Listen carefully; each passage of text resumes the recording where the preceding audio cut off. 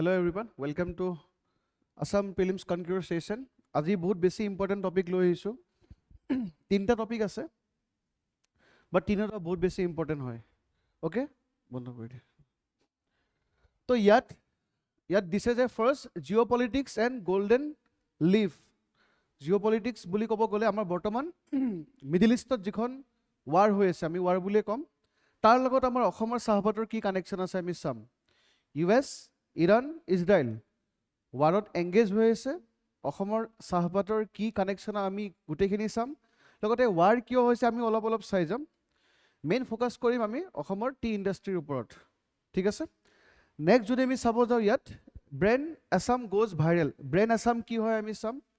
অসমৰ পৰা কাৰ্বি আংলঙৰ জিঞ্জাৰ আদা কি কৰিছে, এক্সপৰ্ট কৰিছে। তো এক্সপৰ্ট কৰিলে কেনেকুৱা ধৰণৰ সুবিধা হয়, আৰু অসমৰ পৰা আদাৰ এক্সপৰ্টেড আইটেম কি কি আছে আমি সেইখিনি চাম। ফিল্মছত সুধিব পাৰে। থাৰ্ড যদি আমি চাব যাওঁ, হস্তীৰ কন্যা অফ ইণ্ডিয়া পাৰ্বতী বৰুৱা। আমি সৰুৰ পৰা পাই আহিছিলোঁ যে হস্তীৰ কন্যা কোন হয়, প্ৰতিমা পাণ্ডে বৰুৱা। বাট আমি আজি কি পালোঁ যে পাৰ্বতী বৰুৱা। চাম আমি প্ৰতিমা পাণ্ডে বৰুৱা, পাৰ্বতী বৰুৱা কি কানেকশ্যন আছে, হস্তীৰ কন্যা বুলি কিয় কৈছে। অ'কে, আমি আৰম্ভ কৰোঁ। Geopolitics and golden leaf. How the Middle East crisis threaten Assam tea trade. ঠিক আছে, এইটো টপিক আমি ভালকৈ চাম। অ'কে, ইয়াত যদি আমি চাব যাওঁ, ইয়াত কিহৰ কাৰণে নিউজত আছে, অসমৰ টি কিহৰ কাৰণে নিউজত আছে। The ongoing Middle East conflict involving the United States, Israel and Iran has escalated sharply in early March 2026, impacting geopolitics and global trade. লগতে কৈছে ইয়াত হৰমুজ প্ৰণালীৰ দৰে গুৰুত্বপূৰ্ণ আন্তঃৰাষ্ট্ৰীয় বাণিজ্যসমূহ বিঘ্নিত হৈছে, যাৰ ফলত জাহাজ চলাচল আৰু শক্তি ইন্ধন খণ্ডত অস্থিৰতাৰ সৃষ্টি হৈছে। অ'কে, থাৰ্ড কৈছে অসমৰ চাহ উদ্যোগ বিশেষকৈ অৰ্থডক্স চাহৰ ৰপ্তানি ক'লৈকে যায়, পশ্চিম এছিয়া, ইৰাণ, ইৰাক, UAE ইয়াৰ প্ৰধান ৰপ্তানি বজাৰসমূহ অস্থিৰতাৰ বাবে বিপদৰ সন্মুখীন হৈ পৰিছে। অভাৰঅল যদি আমি চাব যাওঁ, মিডিল ইষ্টত যিটো চিটুৱেশ্যন হৈ আছে, US, ইৰাণ, ইজৰাইলৰ মাজত যিটো টেনশ্যন এস্কেলেট হৈ আছে, তাৰ কাৰণে মেইন সমস্যা কি হৈছে, ইয়াত যদি আমি চাব যাওঁ, যিটো ষ্ট্ৰেইট অফ হৰমুজ, ঠিক আছে। তো ষ্টেট অফ হৰমুজত তোমাৰ প্ৰব্লেম ক্ৰিয়েট হৈছে। ডেট মিনছ ষ্টেট অফ হৰমুজেৰে কি কৰিব পৰা নাই, জাহাজবোৰ যাব পৰা নাই। ইৰাণে কমপ্লিটলি বাধা দি দিছে, ৰিস্কি হৈ গৈছে যিহেতু ৱাৰ জোনত আছে ষ্টেট অফ হৰমুজ। আৰু তাৰ ফলত কি হৈছে তোমাৰ অসমৰ স্পেচিফিকেলি যদি আমি চাব যাওঁ, অসমে কি এক্সপৰ্ট কৰে, টি এক্সপৰ্ট কৰে। আৰু সেই অসমৰ টি এক্সপৰ্ট হ'ব পৰা নাই। আৰু অসমৰ টি ক'লৈকে এক্সপৰ্ট হয়, UAE, ইৰাণ, য'ত ৱাৰ হৈ আছে। তো অবভিয়াছলি কি পৰিব, ইম্পেক্ট পৰিব, ঠিক আছে। ক্লিয়াৰ। তো আমি ওৱান বাই ওৱান গোটেইখিনি বস্তু আমি চাম। ষ্টেট অফ হৰমুজ কি হয়, কিয় ইমান ইম্পৰ্টেঞ্চ হয়। অ'কে,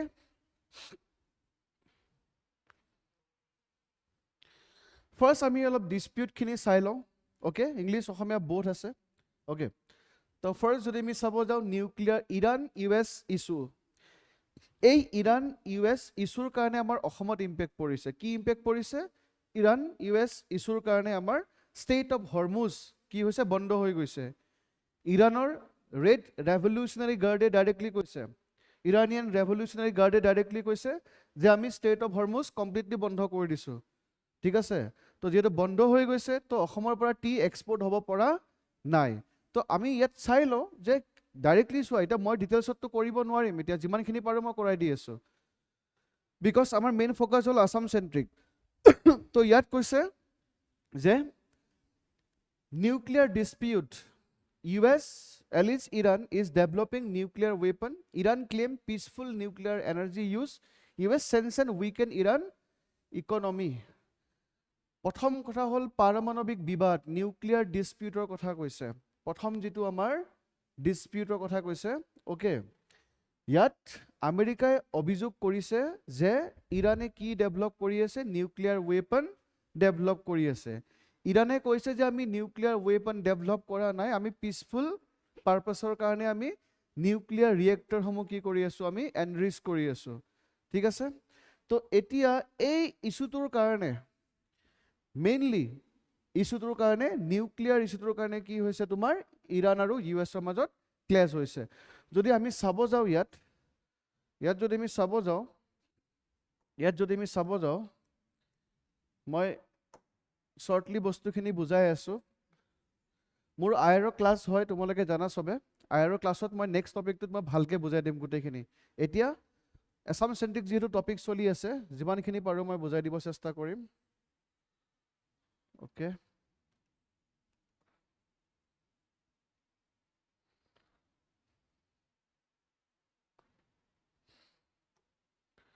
ইয়াত যদি আমি ইৰাণ কথা যদি কওঁ Iran and then USA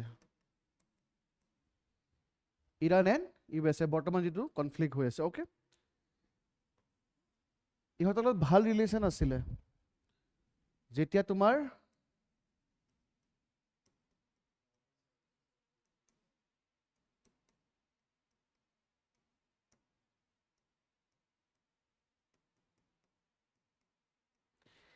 Iranian ৰিভলিউচনৰ আগত ইউএছ আৰু ইৰাণৰ কি আছিলে এটা ভাল ৰিলেশ্যন আছিলে কিমান 1979 আগত ইৰাণ আৰু ইউএছৰ এটা গুড ৰিলেশ্যন আছিলে ওকে কিহৰ কাৰণে গুড ৰিলেশ্যন ইয়াতো কথা আছে ইউএছএ কিহৰ কাৰণে গুড ৰিলেশ্যন কৰিছে চোৱা তোমাৰ ইণ্টাৰনেশ্যনেল যদি আমি চাব যাওঁ ইয়াত জিঅ' পলিটিক্সত there is no' permanent friend no' permanent enemy হয়নে only what permanent interest এটো কথা কোনে কৈছিলে উইনস্টন চাৰ্চিলে কৈছিলে কোল্ড ৱাৰ হৈছিলে শীতল যুদ্ধ আমি যদি চাব যাওঁ শীতল যুদ্ধ হৈছিলে 19 কিমান 45 ৰ পৰা কিমান লৈকে 1991 লৈকে শীতল যুদ্ধ হৈছিলে কোল্ড ৱাৰ আৰু এই যেটো মিডল ইষ্ট যেটো এৰিয়া সেন্ট্ৰেল এছিয়া যেটো এৰিয়া আছে মিডল ইষ্ট হক সেন্ট্ৰেল এছিয়া হক সেইটো এৰিয়াত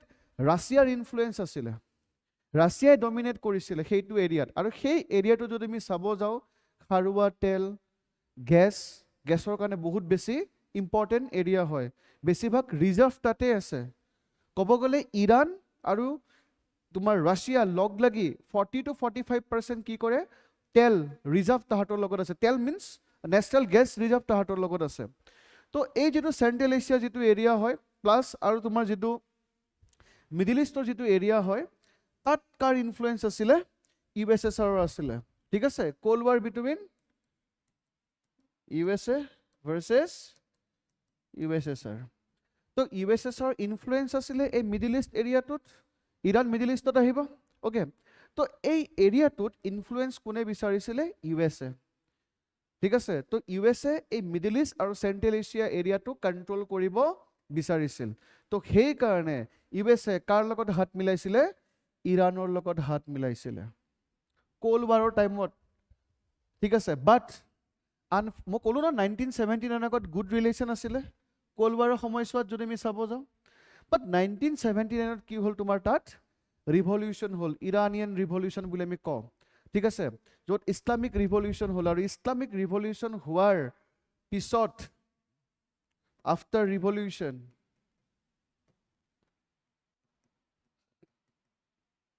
ৰিলেশ্যন লাহে লাহে ডিগ্ৰেড কৰিব ধৰিলে লাহে লাহে ৰিলেশ্যন কি কৰিব ধৰিলে ডিগ্ৰেড কৰিব ধৰিলে আচ্ছা যেহেতু ৰিলেশ্যন ভাল আছিলে কাৰণ ৰিলেশ্যন ভাল কৰিব লগা হৈছিলে কাৰণ এইটো এৰিয়াত কাক লাগে ইউএছক লাগে তো সেই কাৰণে ইউএছএ কি কৰিছিলে ইৰাণক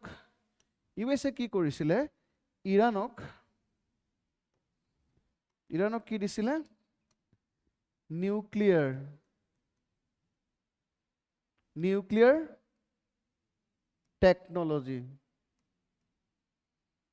নিউক্লিয়াৰ টেকনলজি দিছিলে ঠিক আছে কাক দিছিলে ইৰাণক কিহৰ কাৰণে ইউজ কৰিব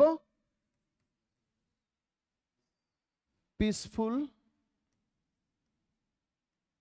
প্ৰজেক্টৰ বাবে ইয়াত নিউক্লিয়াৰ পাৱাৰ প্লান্ট বনালে ইৰাণত এনেকে নিউক্লিয়াৰ পাৱাৰ প্লান্ট বিলাক বনালে তো বিফোৰ ইৰানিয়ান ৰিভলিউচন ইউএছ আৰু ইৰাণৰ ৰিলেশ্যনটো ভাল আছিলে হয়নে তো সেইকাৰণে আমেৰিকাই কি দিলে ইৰাণক নিউক্লিয়াৰ টেকনলজি দি দিলে ঠিক আছে আৰু নিউক্লিয়াৰ টেকনলজি শুনিবা দুটা বস্তু ইউজ কৰিব পাৰি এটা হ'ল তোমাৰ কিহত মানে নিউক্লিয়াৰ ৰিয়েক্টৰ যদি আমি চাব যাওঁ তুমি পিসফুল পাৰপজতো ইউজ কৰিব পাৰা যেনেকৈ নিউক্লিয়াৰ পাৱাৰ প্লান্ট তুমি ইউজ কৰি পিনে নিউক্লিয়াৰ টেকনলজি ইউজ কৰিব পাৰা হয়নে পাৱাৰ জেনেৰেট কৰিব পাৰা সেকেন্ড হ'ল তোমাৰ ডেষ্ট্ৰাকটিভ পাৰপজ য'ত তোমাৰ নিউক্লিয়াৰ আমি ৱেপন ডেভেলপ কৰিব পাৰোঁ তো ইউএসএ ইৰাণক পিসফুল প্ৰজেক্টৰ কাৰণে পিসফুল পাৰপাছৰ কাৰণে কি দিছিলে তোমাৰ নিউক্লিয়াৰ টেকনলজি দিছিলে ঠিক আছে বাট 1979 পিছত ৰিলেশ্যন বেয়া হৈ গ'ল বাট এতিয়াও সেই নিউক্লিয়াৰ ৰিয়েক্টৰসমূহ ক'ত আছে ইৰাণত আছে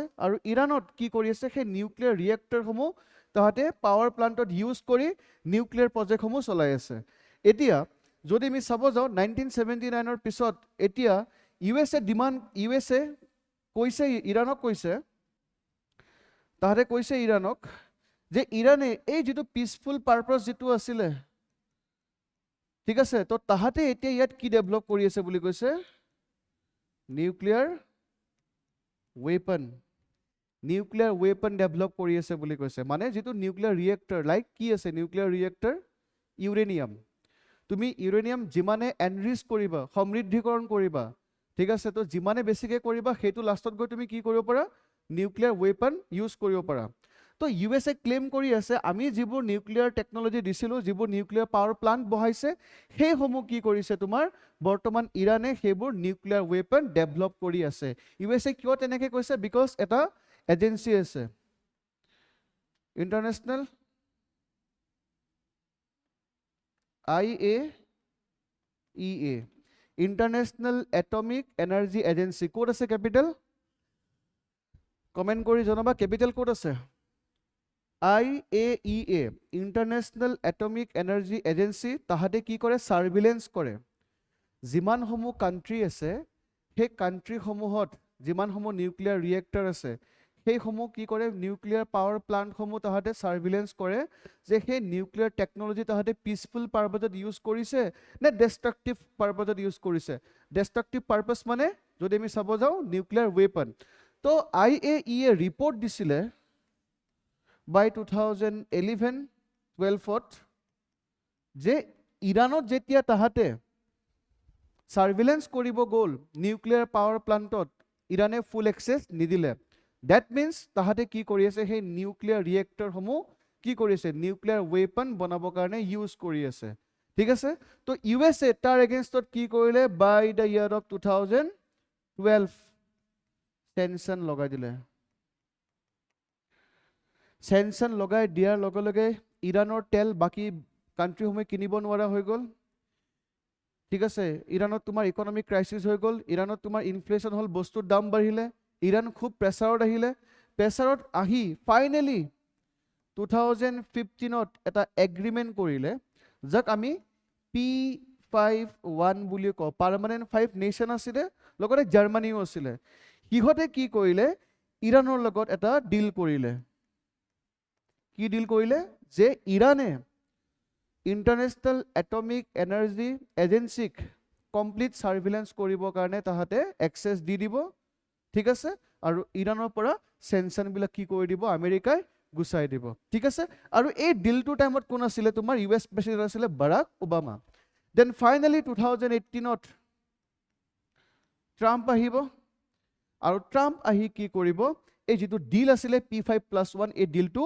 কেনচেল কৰি দিব ট্ৰাম্পে কৈছে যে আমি ইৰাণক বিলিভ কৰিব নোৱাৰোঁ যিমানে ইণ্টাৰনেশ্যনেল এটমিক এনাৰ্জি তোমাৰ এজেঞ্চিয়ে যিমানে তাহাঁতে ফুল এক্সেছ নাপাওক কিয় ইৰাণে যেনেকৈ নহওক নিউক্লিয়াৰ টেকনলজি মানে নিউক্লিয়াৰ ৱেপন ডেভেলপ কৰিবয়ে ঠিক আছে আৰু যদি আমি চাব যাওঁ আমাৰ ইজৰাইলৰ prime minister Benjamin Netanyahu 1990s পৰাই কৈ আছে যে by next month, by next year, Iran will develop what? Nuclear weapon.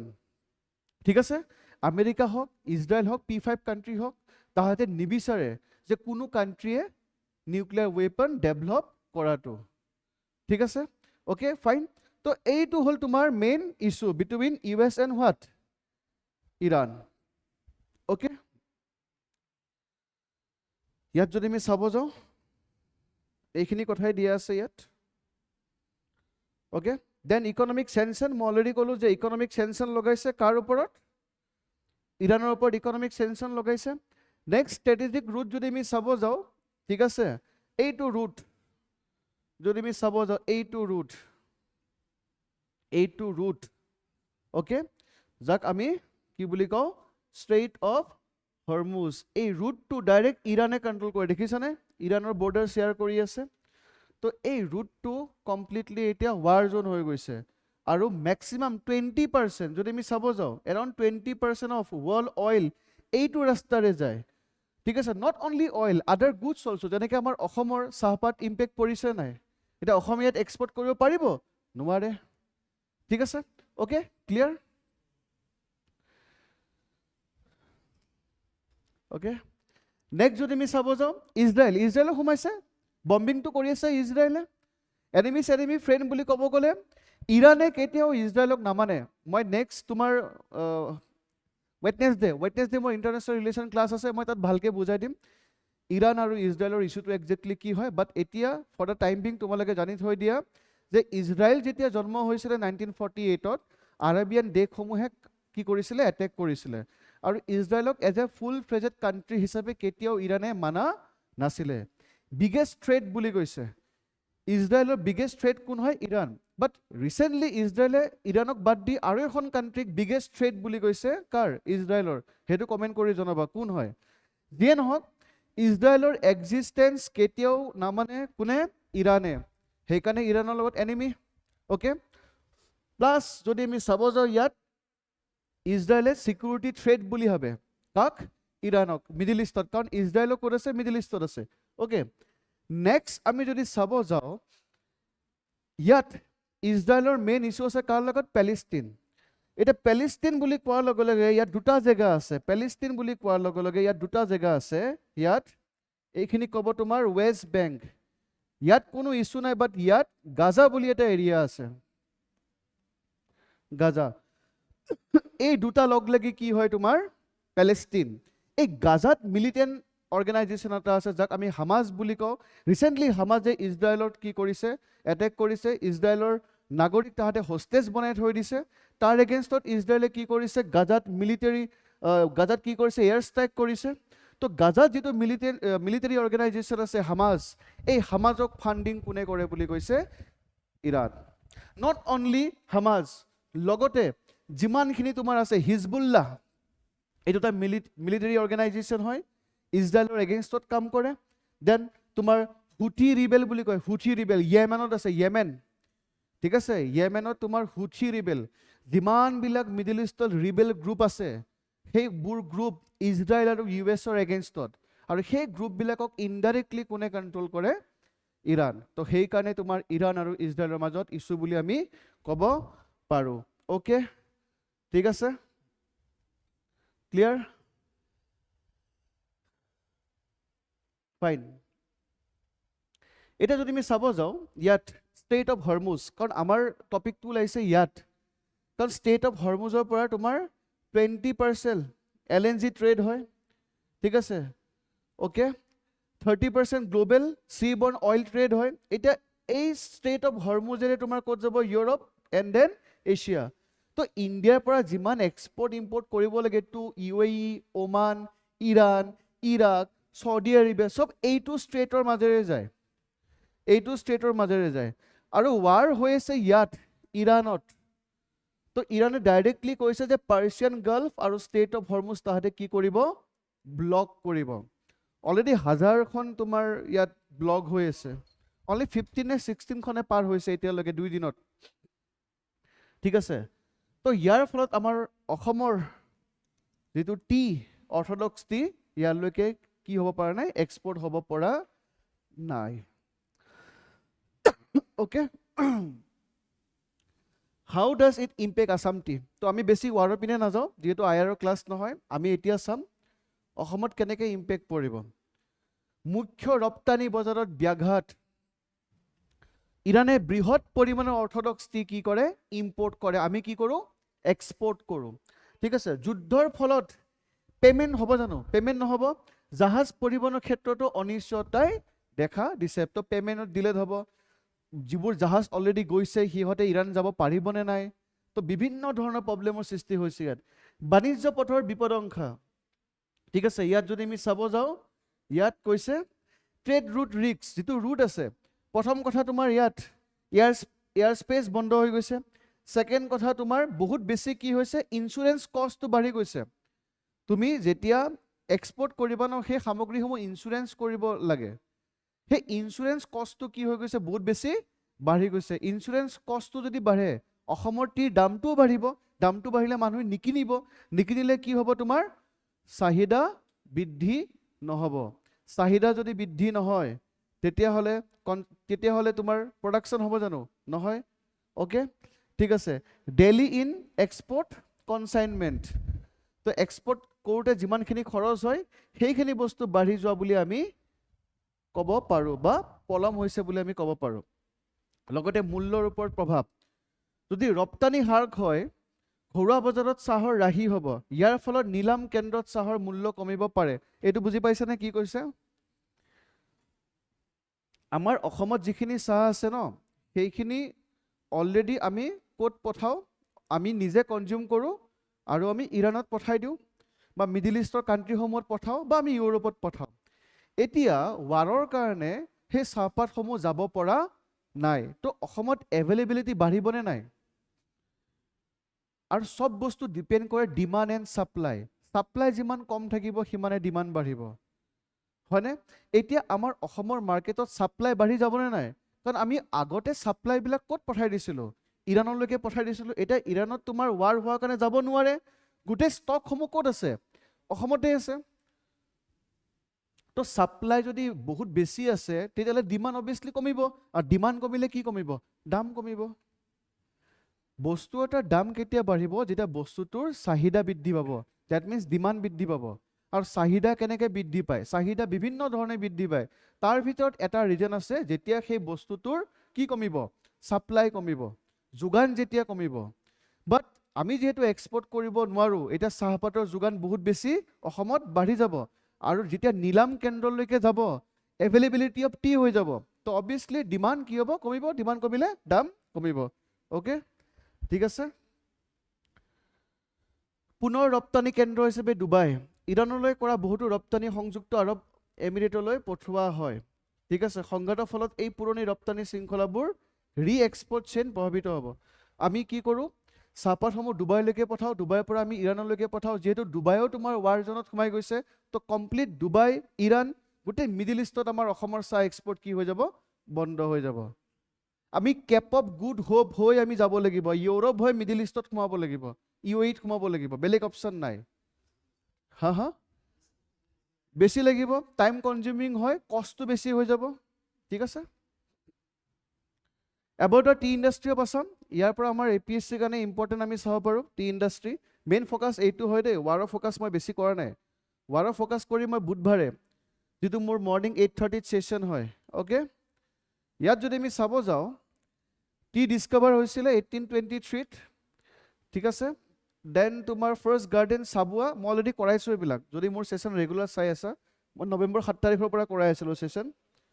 First Indian প্লান্টাৰ কোন হয়, মণিৰাম দেৱান। ৰিচাৰ্চ চেণ্টাৰ এইবিলাক কৰোৱা গৈছে, ঠিক আছে। চবতকৈ মষ্ট ইম্পৰ্টেণ্ট, অসমত তোমাৰ 50% অফ নেশ্যনেল কিমান আউটপুট অসমে দি আছে, চাহ। অৰ্থডক্স টি, CTC-টো হয়। টি এক্সপৰ্ট বাঢ়ি গৈছিলে 2025-ত, 280 মিলিয়ন কেজি এক্সপৰ্ট হৈছিলে। তো আমাৰ টি ইণ্ডাষ্ট্ৰি কোনটো লেভেলত গ্ৰ' হৈছিলে ভাবা। বাট এতিয়া চাব গ'লে টি ইণ্ডাষ্ট্ৰি লাহে লাহে, ছমাহটো লাগিবই, ৱাৰখন 1 উইকত বন্ধ হোৱা ৱাৰ নহয়, ঠিক আছে। এতিয়া ৱাৰখন ষ্টাৰ্ট হৈছেহে, তো বিভিন্ন ধৰণৰ ইম্পেক্ট পৰিব ইয়াত, ঠিক আছে। লগতে মেজৰ মাৰ্কেট কি হয়, middle east, UAE, Iraq, Iran, Saudi Arabia, Africa, USA, Europe, এইসমূহত যিহেতু আমি কি কৰিব পৰা নাই, এক্সপৰ্ট কৰিব পৰা নাই, because of the strait of কি, Hormuz, war zone, border directly share কৰে ইৰাণৰ লগত। এই ষ্টেটবিলাক ইম্পৰ্টেণ্ট, এইবাৰ প্ৰিলিমছৰ কাৰণে ষ্টেট অফ হৰমুজ বহুত বেছি ইম্পৰ্টেণ্ট হয়। ষ্টেট অফ হৰমুজৰ লগত কোনবোৰ কাণ্ট্ৰিয়ে বৰ্ডাৰ শ্বেয়াৰ কৰি আছে তোমালোকে চাই ল'বা, ঠিক আছে, অ'কে। তো এইটো হ'ল আমাৰ অসমৰ টিৰ ইণ্ডাষ্ট্ৰিৰ কথা ইয়াত দিয়া আছে।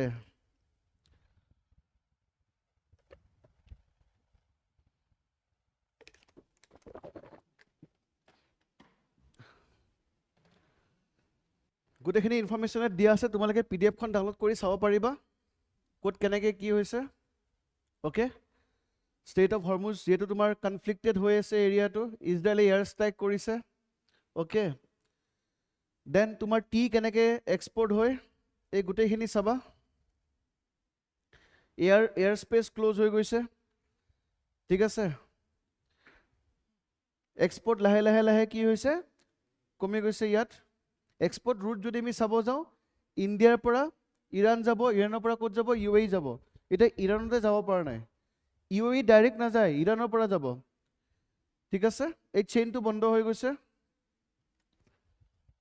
অ'কে, ৰিচেণ্ট এক্সপৰ্ট ভলিউম কিমানখিনি বাঢ়ি গৈছে চাই ল'বা। এই ডাটা, এইবিলাক ডাটা তোমালোকে মেইনছত এটলিষ্ট লিখিব পাৰিবা এইবিলাক।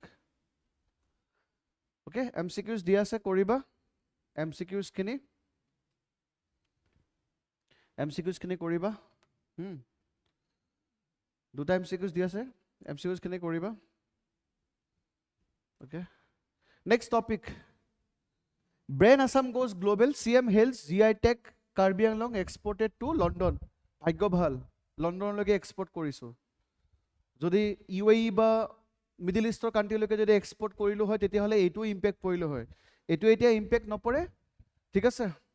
আমি চুইচ কেনেল এতিয়াও ইউজ কৰিব পাৰোঁ, চুইচ কেনেল হৈ আমি ইউৰোপ যাব পাৰোঁ। অ'কে, তো brand Assam goes global, CM health GI tag Karbi ginger export to London. GI tag geographical indication বুলি কয়, স্পেচিফিক এটা মানে স্পেচিয়েলাইজেশ্যন থাকে এটা এৰিয়াক লৈ। সেই প্ৰডাক্টটো সেইটো এৰিয়াতহে হয়, বেলেগ জেগাত নহয়, ঠিক আছে। তো তেনেকুৱা কিছুমান প্ৰডাক্টক কি দিয়ে, GI টেক দিয়ে। তো কাৰ্বি আংলঙৰ যিটো জিঞ্জাৰ হয় কি পাইছে, GI টেক পাইছে। আৰু কাৰ্বি আংলঙৰ জিঞ্জাৰ এতিয়া এক্সপৰ্ট হ'ব ক'লৈকে, লণ্ডনলৈকে। এটা বহুত ডাঙৰ কথা হয়, ঠিক আছে। ফাৰ্মাৰবিলাকে উচিত মূল্য পাব এতিয়া। অ'কে, 2 মাৰ্চ 2026 তাৰিখে অসমে এক গুৰুত্বপূৰ্ণ কৃষি মাইলৰ খুঁটি স্পৰ্শ কৰে।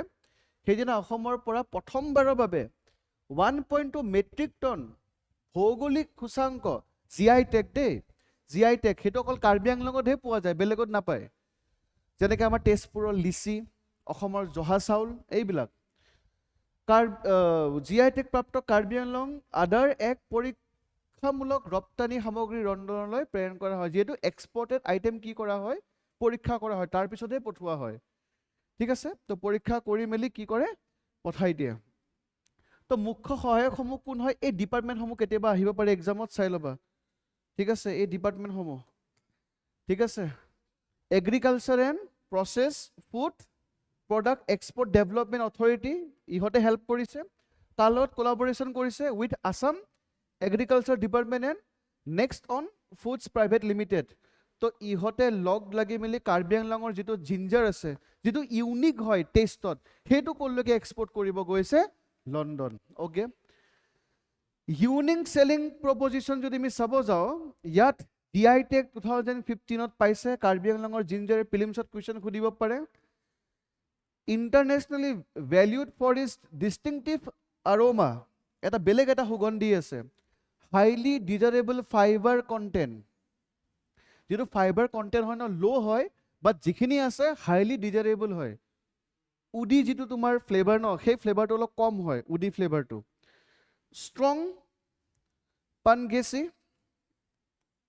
পানগেচি and organic traditional cultivation method, যিটো মেথড কৰে ন, জুম খেতিত কৰে, অৰ্গেনিক ৱেট কৰে, মেচিন ইউজ নকৰে, অৰ্গেনিক ৱেট কৰে কাৰণে এইখিনি পাবা তুমি, ঠিক আছে। ক্লিয়াৰ?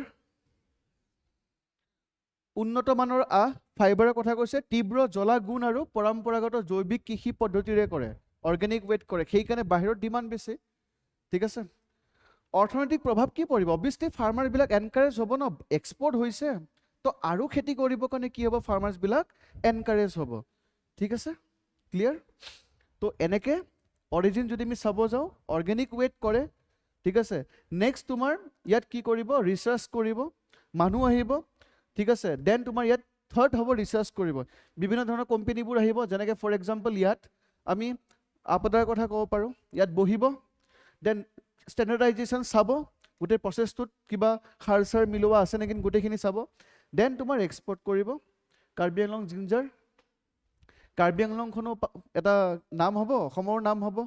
অ'কে, ঠিক আছে। অৰ্গেনিক ৱেট গ্ৰ' কৰে, সদায় মনত দেখিব অৰ্গেনিক ৱেট গ্ৰ' কৰিব। Okay, clear?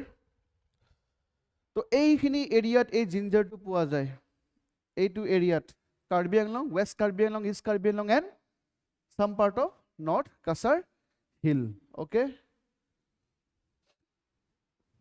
লগতে ব্ৰেণ্ড আসাম ইনিচিয়েটিভ কি হয়?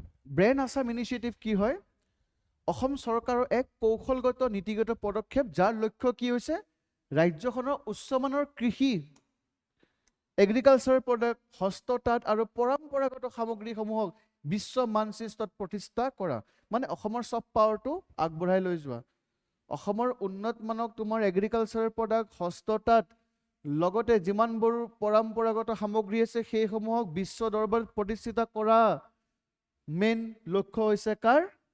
ব্ৰাণ্ড আসাম। আৰু ব্ৰাণ্ড আসামৰ ইনিচিয়েটিভৰ আণ্ডাৰত তোমাৰ কাৰ্জি নেমু তোমাৰ UAE লগত UAEত এক্সপৰ্ট হৈছে, আৰু এইবাৰ জিঞ্জাৰ ক'ত এক্সপৰ্ট হ'ব? লণ্ডন। অ'কে, ঠিক আছে। অ'কে, বাকী যদি আমি চাব যাওঁ, এই ব্ৰেণ্ড আসামৰ মেইন এইম কি হয়? GI টেগ প্ৰচাৰ কৰা, মেইনলি GI টেগসমূহ প্ৰচাৰ কৰিব, ঠিক আছে। অ'কে, আন্তঃগাঁথনি আৰু প্ৰমাণীকৰণ, লগতে সমবায় শক্তিশালীকৰণ, ঠিক আছে, লগতে সংস্থাৰ সৈতে অংশীদাৰিত্ব, এইবিলাক চাই ল'বা, মেইনছৰ কাৰণে ইম্পৰ্টেণ্ট হৈ যায়, ঠিক আছে। মানে যিকোনো এটা প্ৰডাক্ট কেনেকৈ সেই প্ৰডাক্টটো আমি আন্তঃৰাষ্ট্ৰীয় পৰ্যায়লৈকে লৈ যাব পাৰোঁ, আৰু সেই প্ৰডাক্টটোৰ লগত ৰিলেটেড যিখিনি মানুহ আছে ফাৰ্মাৰ্ছ বা কোম্পেনীক কেনেকৈ কোঅপাৰেট কৰি পিনে আমি আগবঢ়াই লৈ যাব পাৰোঁ, সেইটোৱে হ'ল ইহঁতৰ মেইন উদ্দেশ্য। অ'কে, প্ৰিলিমছৰ কুৱেশ্যন আছে চাবা, এইবিলাক কৰিবা দেই কুৱেশ্যন। MCQ যিমানে কৰিবা সিমানে তোমাৰ ইজি হৈ যাব ক্লিয়াৰ কৰাটো prelims. Second MCQs। Okay, last topic. মোক কমেণ্ট কৰি জনাবা যে অসমৰ কিমানজন ব্যক্তিয়ে, মই এইটো টপিক কৰাইছোঁ, পদ্মশ্ৰী, পদ্মভূষণ এণ্ড পদ্মবিভূষণ, হয়নে নহয়? তো পদ্মশ্ৰী কোনে কোনে কিমানজনে পদ্মশ্ৰী পাইছে? অসমৰ পৰা ভালেকেইটা পাইছে, মোক কমেণ্ট কৰি জনাবা। অ'কে, তো পাৰ্বতী বৰুৱাৰ ওপৰত মই দি আছোঁ, এইটো মোৰ নিজৰ প্ৰফাইলত আহিছিলে, তো তেনেকৈ মোৰ ভাল লাগিলে টপিকটো। অ'কে, তো পাৰ্বতী বৰুৱা, আ লিজেণ্ডাৰী from Assam, 67 years, countless rescues, one fearless heart, a life devoted to elephant. মনত ৰাখিবা, পাৰ্বতী বৰুৱা, ঠিক আছে। নিউজত কিয় আছে? বিকজ বন্যপ্ৰাণী সংৰক্ষণ আৰু লিংগ বৈষম্য দূৰ কৰাৰ ক্ষেত্ৰত এক গুৰুত্বপূৰ্ণ স্বীকৃতি স্বৰূপে ৰাষ্ট্ৰপতি দ্ৰৌপদী মুৰ্মুৱে শ্ৰীমতী পাৰ্বতী বৰুৱাক পদ্মশ্ৰী, ভাৰতৰ চতুৰ্থ সৰ্বোচ্চ অসামৰিক সন্মান, Padma Shri, then Padma Bhushan and then Padma Vibhushan, then কি হ'ব? ভাৰত ৰত্ন, ঠিক আছে। তো পাৰ্বতী বৰুৱাক দিলে, কিহৰ কাৰণে দিছে? হাতী সংৰক্ষণৰ কাৰণে দিছে। হাতী সংৰক্ষণ, ভাৰতৰ প্ৰথম মহিলা মাউত হিচাপে তেওঁৰ স্থিতিৰ বাবে তেওঁক এই স্বীকৃতি প্ৰদান কৰিছে। মানে হাতীৰ লগত ওতঃপ্ৰোতভাৱে জড়িত, হাতীৰ গোটেই বিহেভিয়াৰসমূহ জানে। মেন এনিমেল যিটো কনফ্লিক্ট হয় ন আমাৰ অসমত, সেই কনফ্লিক্টটোত তোমাৰ কেনেকৈ নহয় তাৰ ওপৰত বিভিন্ন ধৰণৰ কাম কৰি আছে, হাতী সংৰক্ষণৰ হৈ কাম কৰি আছে, ঠিক আছে। এতিয়া যদি আমি চাব যাওঁ, কাৰেণ্ট কণ্টেক্ট যদি চাব যাওঁ, her legacy continues to be a focal point for conservation studies, especially with the release of the elephant population estimate 2024। Elephant population estimate যেতিয়া কৰিলে কি পালে? যে অসমত হাতীৰ সংখ্যা কমা নাই, বা ইণ্ডিয়াত হাতীৰ সংখ্যা কমা নাই। কিহৰ কাৰণে? এই এনেকুৱা ধৰণৰ মানুহবোৰ জীয়াই আছে কাৰণে, ঠিক আছে। Okay, clear? পাৰ্বতী বৰুৱা যদি আমি চাব যাওঁ, লিজেণ্ডাৰী, ঠিক আছে। আমি প্ৰতিমা পাণ্ডে বৰুৱাৰ চিষ্টাৰ হয়। প্ৰতিমা পাণ্ডে বৰুৱাক তোমাৰ গোৱালপাৰা লোকসংগীতৰ ৰাণী বুলি কয়, লগতে হস্তীৰ কন্যা বুলিও কয়। কিন্তু এখেতেকো হস্তীৰ কন্যা বুলি কয়, ডোন্ট বি কনফিউজ, দুয়োজনীকে হস্তীৰ কন্যা বুলি কোৱা হয়। বাট মই যেতিয়া ভালকৈ ৰিচাৰ্চ কৰিলোঁ গম পালোঁ যে প্ৰতিমা পাণ্ডে বৰুৱাক তোমাৰ হস্তীৰ কন্যা বুলি কোৱা হয়, ঠিক আছে, বাট তেখেতে হাতীৰ লগত এছ'চিয়েট বহুত কেইটা গান লিখিছিলে, বাট একদম প্ৰেক্টিকেলি হাতীৰ লগত তেনেকৈ জড়িত নাছিলে।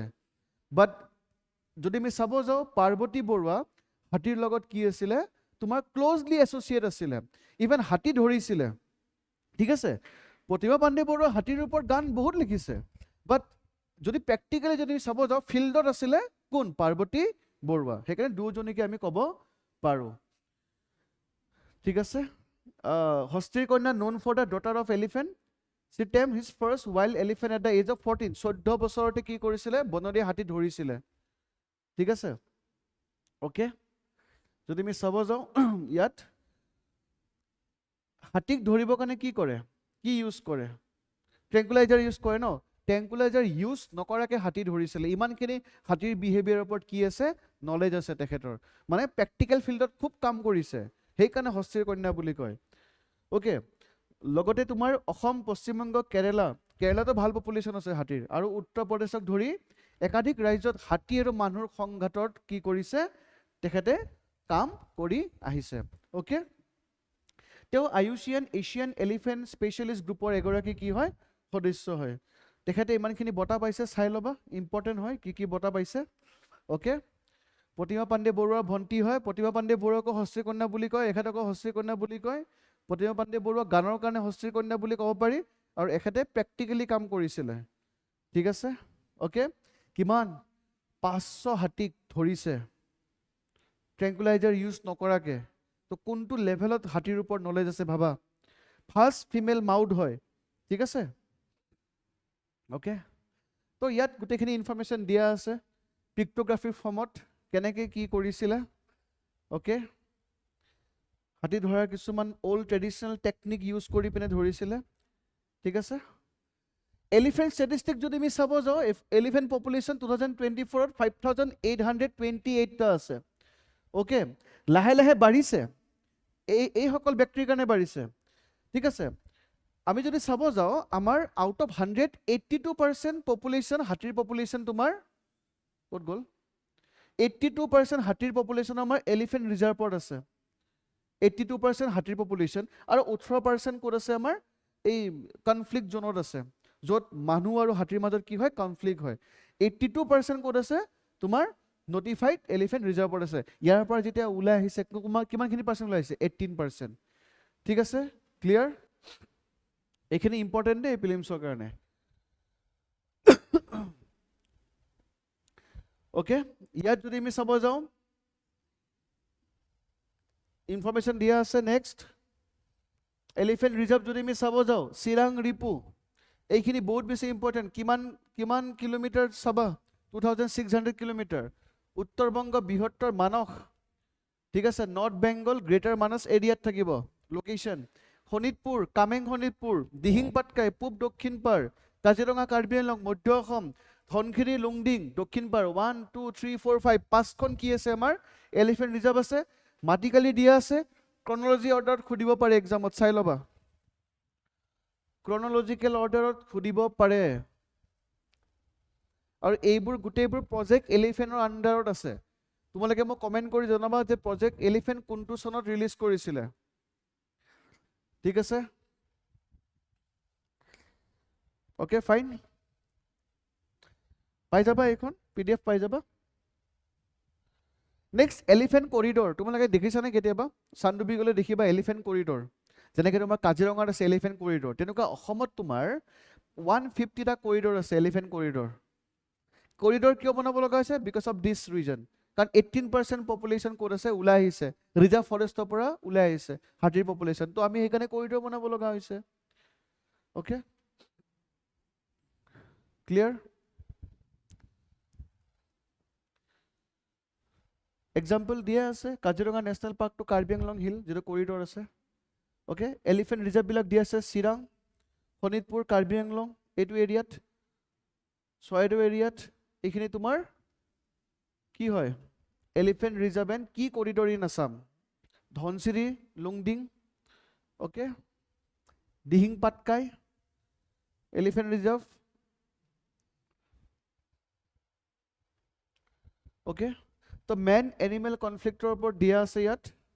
কেনেকৈ তোমাৰ পাৰ্বতী বৰুৱাই ইউজ কৰে, এনেকৈ হাতীবোৰ ধৰি পিনে তোমাৰ কি কৰে, গাঁৱত তাহাঁতে মানুহ ৰাখি দিয়ে, ঠিক আছে, যাতে তোমাৰ হাতীবোৰ ধৰি মেলি কি কৰিব পাৰে, ডমেষ্টিকেট নহয়, তাহাঁতক ট্ৰেইন কৰাব পাৰে, ঠিক আছে। তো এনেকুৱা কিছুমান কমিউনিটি ৰাখি দিয়ে ভিলেজ পঞ্চায়তত, য'ত তাহাঁতে হাতী অহাৰ লগে লগে কি কৰিব, এলাৰ্ট কৰি দিব। অসমীয়া গামোচাবোৰ ইউজ কৰে, ফ্লেগ ইউজ কৰে তাহাঁতে, ঠিক আছে, যে হাতীবোৰ আহিছে, দেন ড্ৰামছ বজায়, বিট বজায়, ফটকা নুফুটাই মানে। তো এনেকৈ এলিফেণ্টসমূহ কি কৰে, মেন এলিফেণ্ট কনফ্লিক্টৰ পৰা বচায়। অ'কে, ঠিক আছে। কেনেকৈ বচাব পাৰিম, ৰিয়েল টাইম ট্ৰেকিং কৰিব পাৰে, GPS থ্ৰুদি হাতী কোনপিনে গৈ আছে, দেন যিমানসমূহ ছেটেলাইট তোমাৰ ড্ৰোন ইউজ কৰিব পাৰে, দেন এই ট্ৰেইনবিলাকৰ তলেৰে সুৰংগ বনাব পাৰে, এণ্ড থাৰ্ড ফেঞ্চিং দিব পাৰে। অ'কে, চাই ল'বা, এইবিলাক PDF পাই যাবা, 2টা MCQs আছে, কৰি ল'বা। হ'ব, আজিৰ কাৰণে ৰাখিছোঁ, নেক্সট আমি ফ্ৰাইডে লগ পাম, ঠিক আছে, থেংক ইউ।